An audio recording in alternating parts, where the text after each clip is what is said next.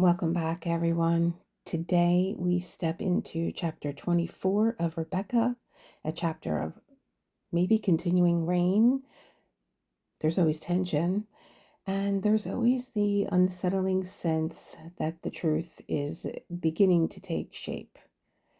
It's also curious, where the fog will be during these chapters. Is it going to be heavy and thick, or is it going to be thinning? But what's underneath most of the time isn't comfort, it's usually consequence. Our unnamed narrator, we leave her at times where she is steady, and we leave her at times where she's not so much. But usually she's quiet and she's just watching the world around her shift as each new detail from the investigation, which we thought was over, but now Favel has thrown a monkey wrench into things. Is that over where we left off? I don't know. The magistrate, Colonel Julian, just kind of thought this bloke is drunk, but who knows if Favel's going to take it any further. But the chapters always move with the weather. Well, not always. I shouldn't say always. The last chapter did. They kind of move with the weather. And the last chapter was slow and deliberate and absolutely impossible to ignore. So if you are diamond painting with me, settle in with your canvas or your cup of coffee, get cozy, because we're going to walk through this chapter together with intention as we begin to discover every small detail is a revelation that starts to matter. I'm glad you're here. Reading Rebecca has been so much more rich because you have come to me with your comments and emails and eagerness to know what's going to happen next. I almost don't want the book to end, but very curious about how it will all come together. So here we go, chapter 24. Thank God for Favel's laugh. Thank God for his pointed finger, his flushed face, his staring bloodshot eyes. Thank God for the way he stood there swaying on his 2 feet, because it made Colonel Julian antagonistic. It put him on our side. I saw the disgust on his face, the quick movement of his lips. Colonel Julian did not believe him. Colonel Julian was on our side. That man's drunk, he said quietly. He doesn't know what he's saying. Drunk am I, shouted Favel. Oh no, my fine friend. You may be a magistrate and a colonel into the bargain, but it won't cut any ice with me.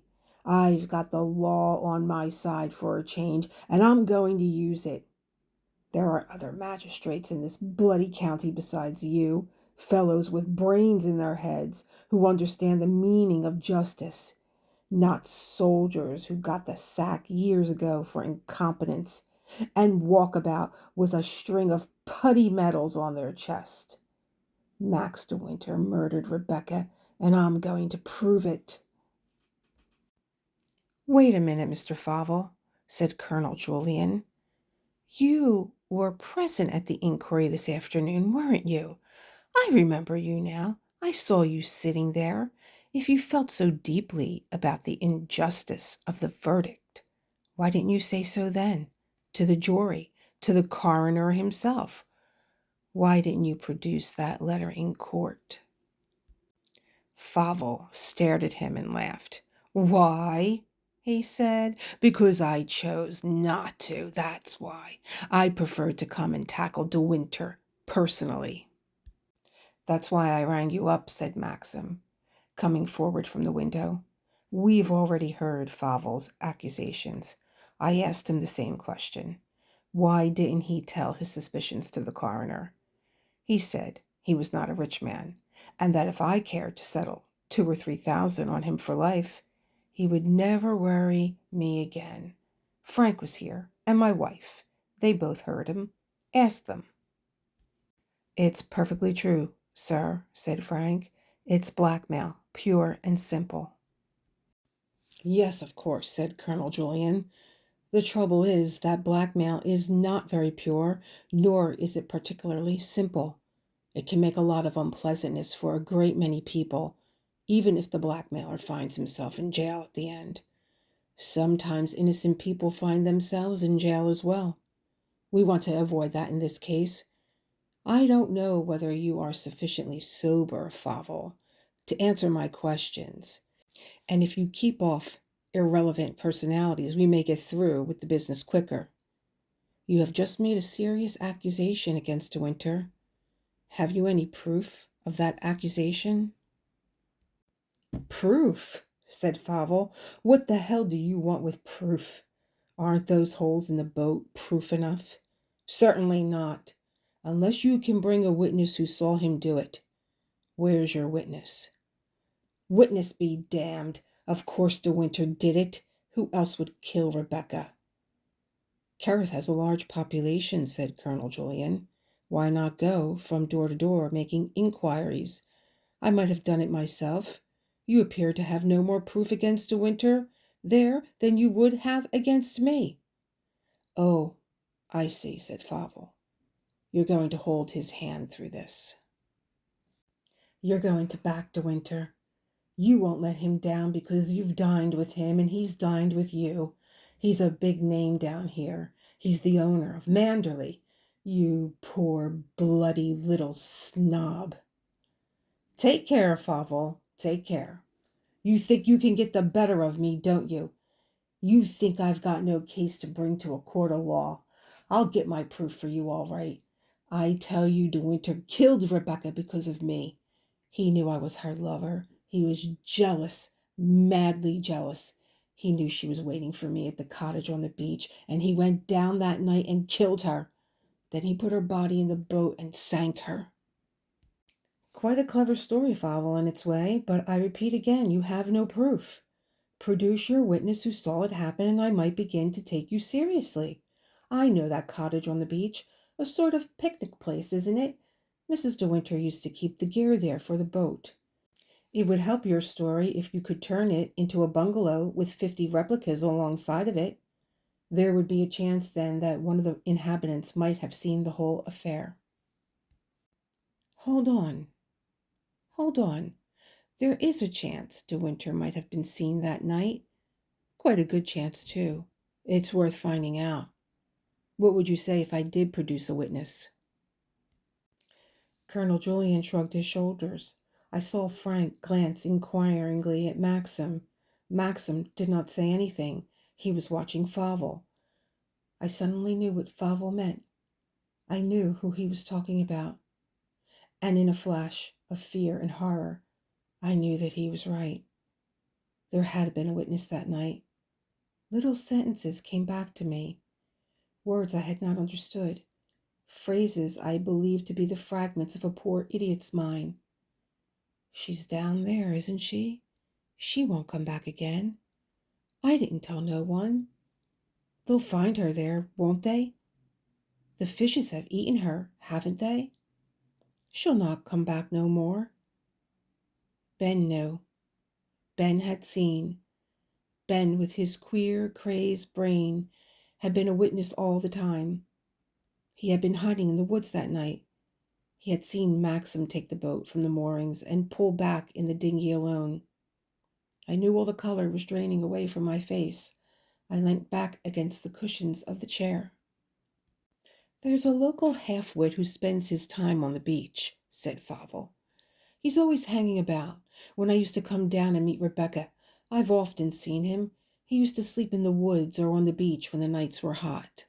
The fellow's cracked. He would never have come forward on his own. But I can make him talk, if he did see anything that night, and there's a bloody big chance he did. Who is this? What's he talking about? Said Colonel Julian. He must mean Ben, said Frank, with another glance at Maxim.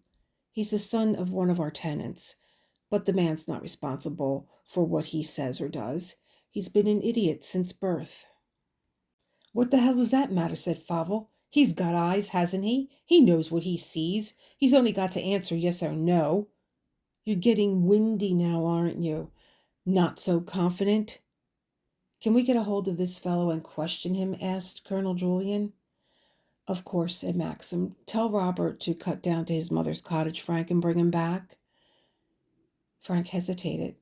I saw him glance at me out of the tail of his eye. Go on, for God's sake, said Maxim. We want to end this thing, don't we? Frank went out of the room. I began to feel that old, nagging pain beneath my heart. In a few minutes, Frank came back again into the room. Robert's taken my car. If Ben is at home, he won't be more than 10 minutes. The rain will keep him at home, all right, said Favel. He'll be there, and I think you will find I shall be able to make him talk. He laughed and looked at Maxim.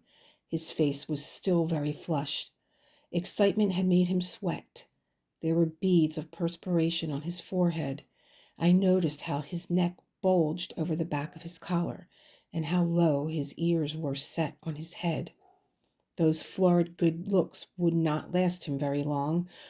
Already he was out of condition, puffy. He helped himself to another cigarette. You're like a little trades union here at Manderley, aren't you? He said. No one going to give anyone else away? Even the local magistrate is on the same racket. We must exempt the bride, of course. A wife doesn't give evidence against her husband. Crawley, of course, has been squared. He knows he would lose his job if he told the truth. And if I guess rightly, there's a splice of malice in his soul towards me, too. You didn't have much success with Rebecca, did you, Crawley? The garden path wasn't quite long enough, huh? It's a bit easier this time, isn't it? The bride will be grateful for your fraternal arm every time she faints.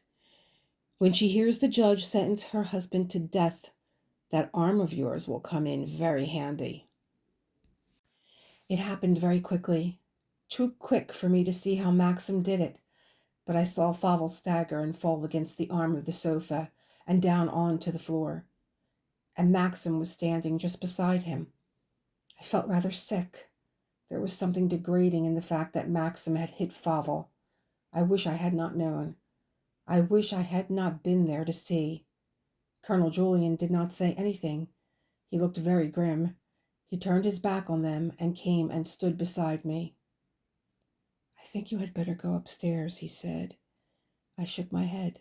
No.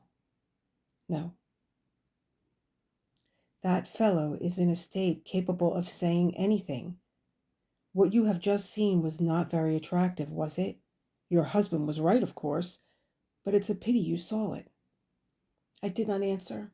I was watching Favel, who was getting slowly to his feet. He sat down heavily on the sofa and put his handkerchief to his face.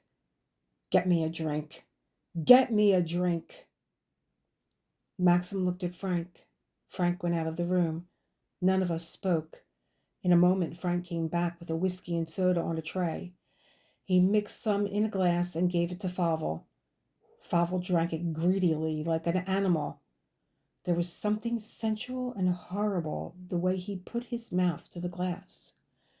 His lips folded upon the glass in a peculiar way. There was a dark red patch on his jaw where Maxim had hit him. Maxim had turned his back on him again and had returned to the window. I glanced at Colonel Julian and saw that he was looking at Maxim. His gaze was curious, intent. My heart began beating very quickly. Why did Colonel Julian look at Maxim in that way? Did it mean that he was beginning to wonder, to suspect? Maxim did not see. He was watching the rain. It fell straight and steady as before. The sound filled the room. Favel finished his whiskey and soda and put the glass back on the table beside the sofa. He was breathing heavily. He did not look at any of us. He was staring straight in front of him at the floor. The telephone began ringing in the little room. It struck a shrill, discordant note. Frank went to answer it. He came back at once and looked at Colonel Julian. It's your daughter. They want to know if they are to keep dinner back.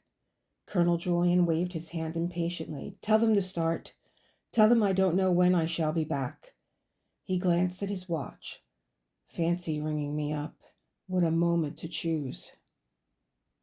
Frank went back into the little room and gave the message. I thought of the daughter at the other end of the telephone. It would be the one that played golf. I could imagine her calling to her sister. Dad says we're to start. What on earth could he be doing? The steak will be like leather. Their little household disorganized because of us. Their evening routine upset. All these foolish, inconsequent threads hanging upon one another because Maxim had killed Rebecca. I looked at Frank. His face was pale and set. I heard Robert coming back with the car, he said to Colonel Julian. The window in there looks on to the drive. He went out of the library to the hall. Favel had lifted his head when he spoke. Then he got to his feet once more and stood looking towards the door. There was a queer, ugly smile on his face. The door opened and Frank came in. He turned and spoke to someone in the hall outside. All right, Ben. Mr. De Winter wants to give you some cigarettes. There's nothing to be frightened of. Ben stepped awkwardly into the room. He had his sweater in his hands. He looked odd and naked without his hat. I realized for the first time that his head was shaved all over and he had no hair. He looked different, dreadful. The light seemed to daze him. He glanced foolishly round the room, blinking his small eyes. He caught sight of me, and I gave him a weak, rather tremulous smile. I don't know if he recognized me or not. He just blinked his eyes. Then Favel walked slowly towards him and stood in front of him. Hello. How's life treated you since we last met? Ben stared at him. There was no recognition on his face. He did not answer. Well, you know who I am, don't you? Ben went on twisting his sweater. Huh? Have a cigarette, said Favel, handing him the box. Ben glanced at Maxim and Frank. All right, said Maxim, take as many as you like. Ben took 4 and stuck 2 behind each ear. Then he stood twisting his cap again. You know who I am, don't you? Repeated Favel. Still, Ben did not answer. Colonel Julian walked across to him. You shall go home in a few seconds, Ben, he said. No one is going to hurt you. We just want you to answer 1 or 2 questions. You know Mr. Favel, don't you? This time Ben shook his head. I never seen him, he said. Don't be a bloody fool, said Favel. You know you've seen me. You've seen me go to the cottage on the beach, Mrs. De Winter's cottage. You've seen me there, haven't you? No, I never seen no one. You damned half-witted liar. Are you going to stand there and say you never saw me last year, walk through those woods with Mrs. De Winter, and go into the cottage? Didn't we catch you once peering at us from the window? Huh? A convincing witness, said Colonel Julian sarcastically. It's a put-up job. Someone has got to this idiot and bribed him too. I tell you, he's seen me scores of times. Here. Will this make you remember? He fumbled into his hip pocket and brought out a note case. He flourished a pound note in front of Ben. Now do you remember me? Ben shook his head. I never seen him. And then he took hold of Frank's arm. Has he come here to take me to the asylum? No, said Frank. No, of course not, Ben. I don't want to go to the asylum. Them cruelty folk in there. I want to stay home. I done nothing. That's all right, Ben, said Colonel Julian. No one's going to put you in the asylum. Are you quite sure you've never seen this man before? No, said Ben. I've never seen him. You remember Mrs. De Winter, don't you? Said Colonel Julian. Ben glanced doubtfully towards me. No, said Colonel Julian gently. Not this lady. The other lady who used to go to the cottage. Huh? You remember the lady who had the boat? Ben blinked his eyes. She's gone. Yes, we know that, said Colonel Julian. She used to sail the boat, didn't she? Were you on the beach when she sailed the boat the last time? One evening over 12 months ago, when she didn't come back again? Ben twisted his sweater. He glanced at Frank and then at Maxim. Huh? You were there, weren't you? Said Favel. You saw Mrs. De Winter come down to the cottage, and presently you saw Mr. De Winter too. He went into the cottage after her. What happened then? Go on. What happened? Ben shrank back against the wall. I see nothing. I want to stay home. I'm not going to the asylum. I never seen you. Never before. I never seen you. And she in the woods. He began to blubber like a child. You crazy little rat. You bloody crazy little rat, said Favel. Ben was wiping his eyes with the sleeve of his coat. Your witness does not seem to have helped you, said Colonel Julian. The performance has been rather a waste of time, hasn't it? Do you want to ask him anything else? It's a plot against me. You're all in it, every one of you. Someone's paid this half-wit, I tell you. Paid him to tell his string of dirty lies. I think Ben might be allowed to go home, said Colonel Julian. All right, Ben, said Maxim. Robert shall take you back, and no one will put you in the asylum. Don't be afraid. Tell Robert to find him something in the kitchen, he added to Frank. Some cold meat, whatever he fancies. Payment for services rendered, huh? Said Favel. He's done a good day's work for you, Max, hasn't he? Frank took Ben out of the room. Colonel Julian glanced at Maxim. The fellow appeared to be scared stiff, he said. He was shaking like a leaf. I was watching him. He's never been ill-treated, has he? No, said Maxim. He's perfectly harmless, and I've always let him have run of the place. He's been frightened at some time, said Colonel Julian. He was showing the whites of his eyes, just like a dog does when you're going to whip him. Well, why didn't you? Said Favel. He'd have remembered me all right if you whipped him. Oh, no, he's going to be given a good supper for his work tonight. Ben's not going to be whipped. He has not helped your case, has he? Said Colonel Julian. We're still where we are. You can't produce one shred of evidence against De Winter, and you know it. The very motive you gave won't stand the test. In a court of law, Favel, you wouldn't have a leg to stand on. You say you were Mrs. De Winter's prospective husband, and that you held clandestine meetings with her in the cottage on the beach. Even the poor idiot we have just had in this room swears he never saw you. You can't even prove your own story, can you? Can't I? Said Favel. I saw him smile. He came across to the fireplace and rang the bell. What are you doing? Said Colonel Julian. Wait a moment and you'll see. I guessed already what was going to happen. Frith answered the bell. Ask Mrs. Danvers to come here, said Favel. Frith glanced at Maxim. Maxim nodded shortly. Frith went out of the room. Is it Mrs. Danvers, the housekeeper? Said Colonel Julian. She was also Rebecca's personal friend, said Favel. She was with her for years before she married and practically brought her up. You are going to find Danny a very different sort of witness to Ben. Frank came back into the room. Packed Ben off to bed, said Favel. Given him his supper and told him he was a good boy. This time it won't be quite so easy for the trades union. Mrs. Danvers is coming down, said Colonel Julian. Favel seems to think he will get something out of her. Frank glanced quickly at Maxim. Colonel Julian saw the glance. I saw his lips tighten. I did not like it. No, I did not like it. I began biting my nails.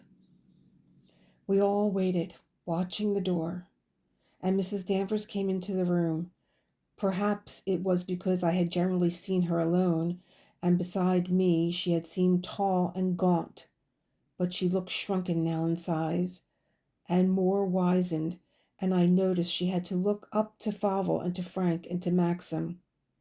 She stood by the door, her hands folded in front of her, looking from one to the other. "Good evening, Mrs. Danvers," said Colonel Julian. "Good evening, sir." Her voice was that old, dead, mechanical one I heard so often. "First of all, Mrs. Danvers, I want to ask you a question," said Colonel Julian.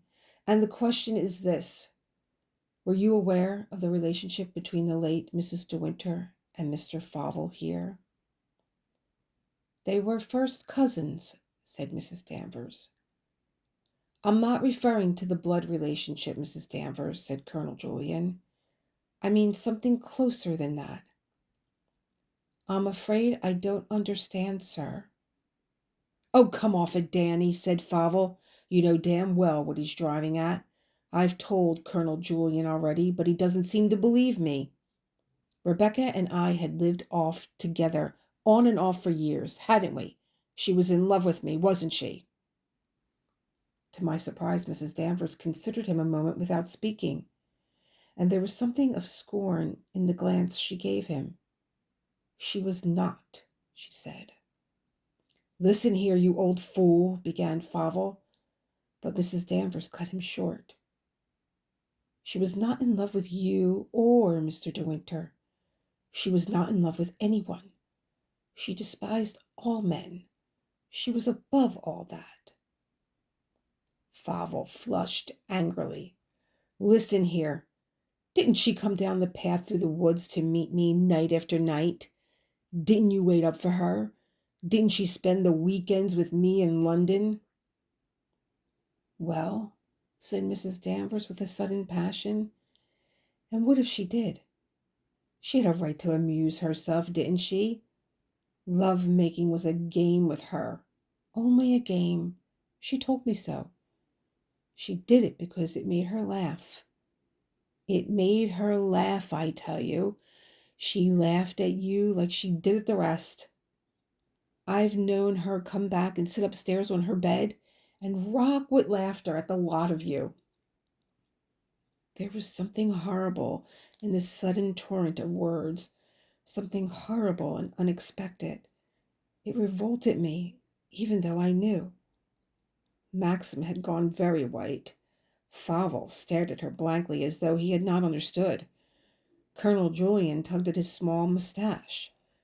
No one said anything for a few minutes, and there was no sound but that inevitable falling rain. Then Mrs. Danvers began to cry. She cried like she had done that morning in the bedroom. I could not look at her. I had to turn away. No one said anything. There were just two sounds in the room: the rain falling and Mrs. Danvers crying. It made me want to scream. I wanted to run out of the room and scream and scream. No one moved towards her to say anything or to help. She went on crying. Then, at last, it seemed eternity, she began to control herself. Little by little, the crying ceased. She stood quite still, her face working, her hands clutching the black stuff of her frock. At last she was silent again. Then Colonel Julian spoke, quietly, slowly. "Mrs. Danvers, can you think of any reason, however remote, why Mrs. De Winter should have taken her own life?" Mrs. Danvers swallowed. She went on clutching her frock. She shook her head. "No." "There, you see," Favel said swiftly. "It's impossible. She knows that as well as I do. I've told you already." "Be quiet, will you?" said Colonel Julian. "Give Mrs. Danvers time to think. We all of us agree that on the face of it, the thing's absurd, out of the question. I'm not disputing the truth or the veracity of that note of yours. It's plain for us to see. She wrote you that note sometime during those hours she spent in London. There was something she wanted to tell you. It's just possible that if we knew what that something was, we might have an answer to the whole appalling problem. Let Mrs. Danvers read the note. She may be able to throw light on it. Favel shrugged his shoulders. He felt in his pocket for the note and threw it on the floor at Mrs. Danvers' feet. She stooped and picked it up. We watched her lips move as she read the words. She read it twice. Then she shook her head. "It's no use," she said. "I don't know what she meant. If there was something important she had to tell Mr. Jack, she would have told me first." "You never saw her that night?" "No, I was out. I was spending the afternoon and evening in Kerrith. I shall never forgive myself for that. Never, till my dying day." "Then you know nothing of her mind. You can't suggest a solution, Mrs. Danvers." "Those words, 'I have something to tell you,' do not convey anything to you at all?" "No, no, sir, nothing at all." "Does anybody know how she spent that day in London?" Nobody answered. Maxim shook his head. Favel swore under his breath. "Look here. She left that note at my flat at 3 in the afternoon," he said. "The porter saw her. She must have driven down here straight after that. And gone like the wind, too." "Mrs. De Winter had a hair appointment from 12 until 1:30, said Mrs. Danvers. "I remember that, because I had to telephone through to London from here earlier in the week and book it for her. I remember doing it. 12 to 1:30. She always lunched at her club after her hair appointment so that she could leave the pins in her hair. It's almost certain she lunched there that day." "Say it took her half an hour to have lunch. What was she doing from 2 until 3? We ought to verify that," said Colonel Julian. "Oh, Christ, who the hell cares what she was doing?" shouted Favel. "She didn't kill herself. That's the only bloody thing that matters, isn't it?" "I've got her engagement diary locked in my room," said Mrs. Danvers. "I kept all those things. Mr. De Winter never asked me for them. It's just possible she may have noted down her appointments for the day. She was methodical in that way. She used to put everything down and then tick the items off with a cross. If you think it would be helpful, I'll go and fetch the diary." "Well, De Winter," said Colonel Julian, "what do you say? Do you mind us seeing this diary?" "Of course not," said Maxim. "Why on earth should I?" Once again I saw Colonel Julian give him that swift, curious glance, and this time Frank noticed it. I saw Frank look at Maxim too, and then back again at me. This time it was I who got up and went towards the window. It seemed to me that it was no longer raining quite so hard. The fury was spent. The rain that was falling now had a quieter, softer note. The gray light of evening had come into the sky. The lawns were dark and drenched with the heavy rain, and the trees had a shrouded, humped appearance. I could hear the housemaid overhead drawing the curtains for the night, shutting down the windows that had not been closed already. The little routine of the day going on inevitably as it had always done. The curtains drawn, shoes taken down to be clean, the towel laid out on the chair in the bathroom, and the water run for my bath. Beds turned down, slippers put beneath a chair, and here we were in the library, none of us speaking, knowing in our hearts that Maxim was standing trial here for his life. I turned round when I heard the soft closing of the door. It was Mrs. Danvers. She had come back again with the diary in her hand. I was right. She had marked down the engagements as I said she would. Here they are on the date she died. She opened the diary, a small red leather book. She gave it to Colonel Julian. Once more he brought his spectacles from the case. There was a long pause while he glanced down at the page. It seemed to me then that there was something about that particular moment, while he looked at the page of the diary and we stood waiting, That frightened me more than anything that had happened that evening. I dug my nails into my hands. I could not look at Maxim. Surely Colonel Julian must hear my heart beating and thumping in my breast. Ah, he said. His finger was in the middle of the page. Something is going to happen, I thought. Something terrible is going to happen. Yes, he said. Yes, here it is. Hair at 12, as Mrs. Danvers said, and a cross beside it. She kept her appointment then. Lunch at the club, and a cross beside it. What have we here, though? Baker. 2 o'clock. Who was Baker? He looked at Maxim. Maxim shook his head, then at Mrs. Danvers. Baker? Repeated Mrs. Danvers. She knew no one called Baker. I never heard that name before. Well, here it is, said Colonel Julian, handing her the diary. You can see for yourself. Baker. And she's put a great cross beside it as though she wanted to break the pencil. She evidently saw this Baker, whoever he may have been. Mrs. Danvers was staring at the name written in the diary and the black cross beside it. Baker, she said. Baker. I believe if we knew who Baker was, we'd be getting to the bottom of this whole business, said Colonel Julian. She wasn't in the hands of moneylenders, was she? Mrs. Danvers looked at him with scorn.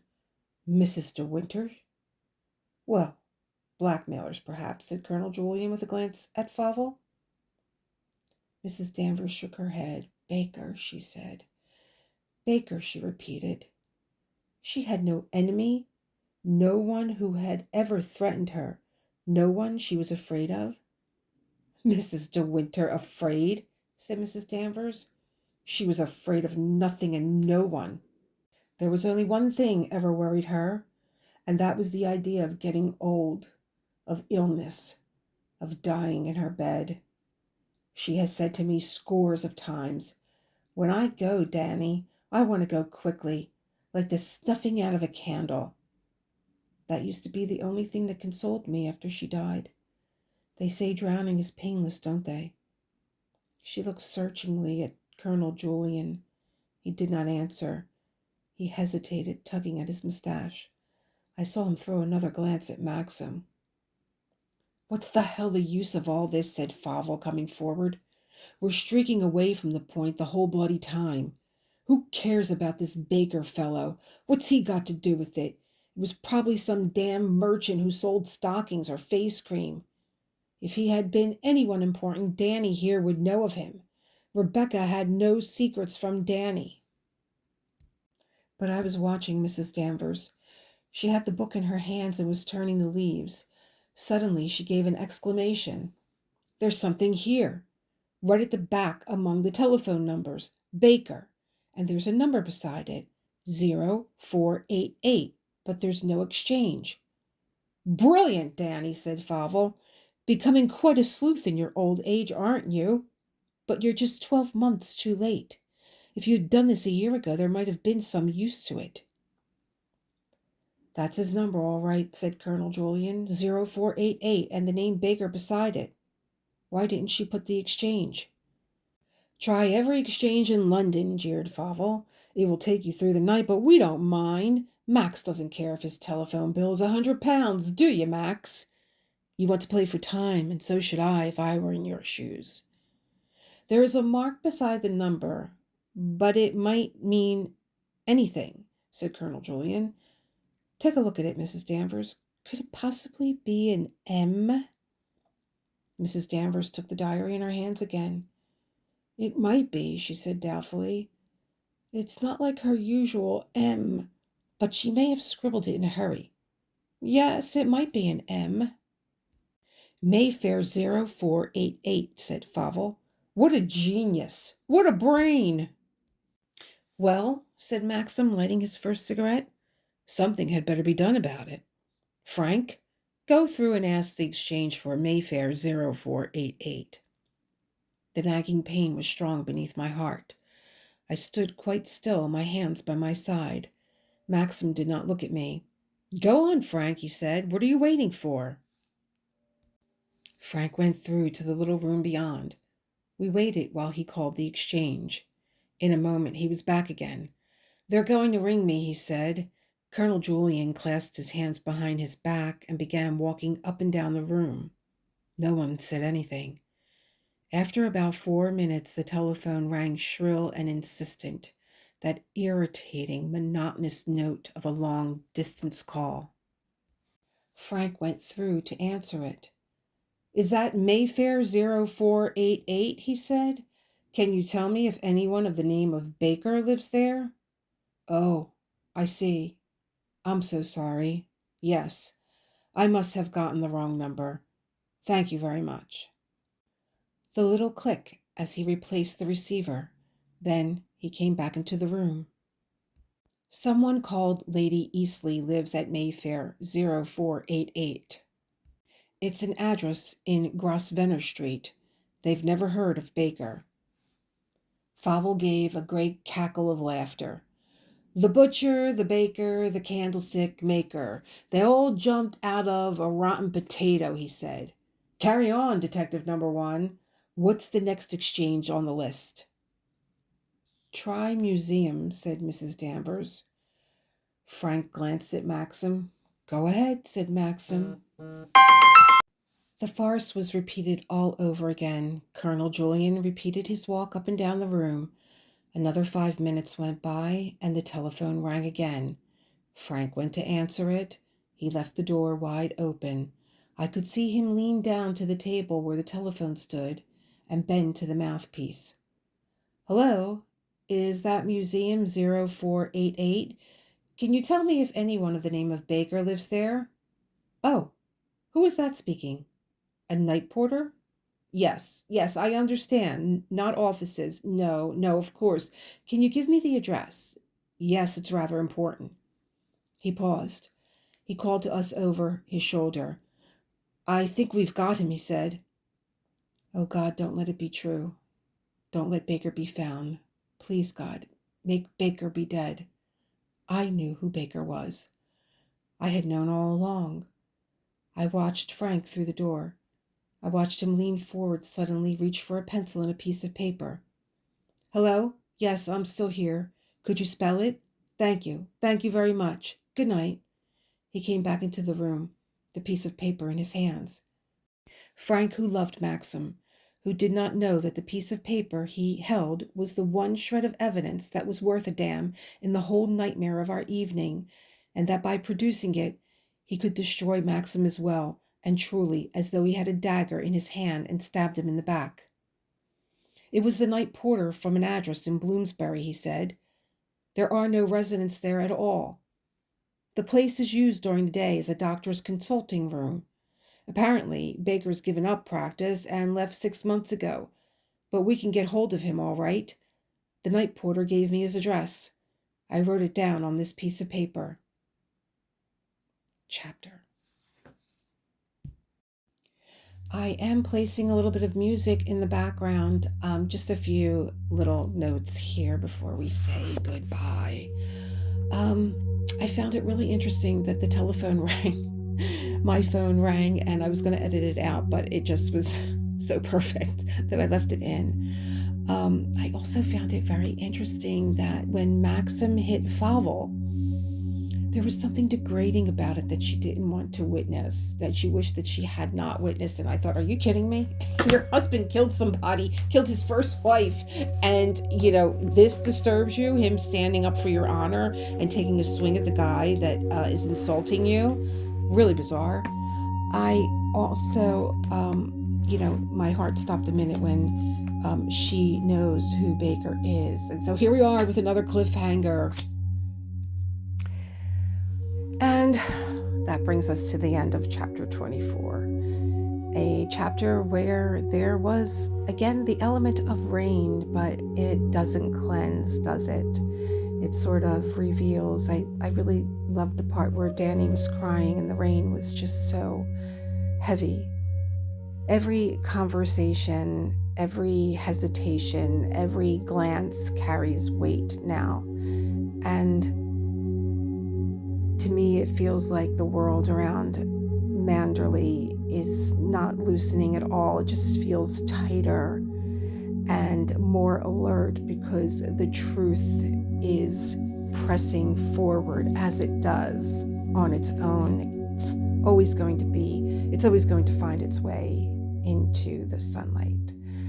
So thank you for being here with me today and for staying so present with this story.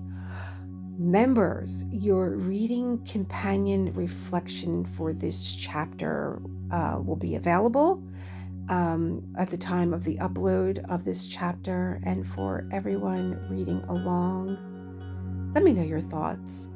What shifted for you in this chapter? I will meet you in chapter 25, where hopefully the tension of this upcoming chapter sharpens and the path forward becomes impossible to avoid.